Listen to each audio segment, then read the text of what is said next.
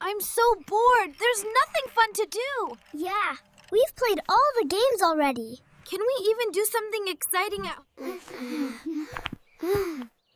Let's do a fun science experiment together. Look, it's erupting. Wow, that's so cool.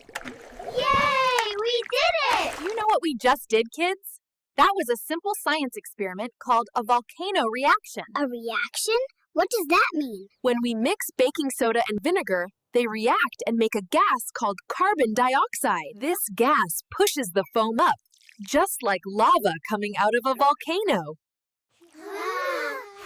Science helps us understand the amazing world Allah created. The Quran tells us to think and reflect. We are Nouk Qalam Kids Club's member. Have you also got your children to join Nouk Qalam Kids Club?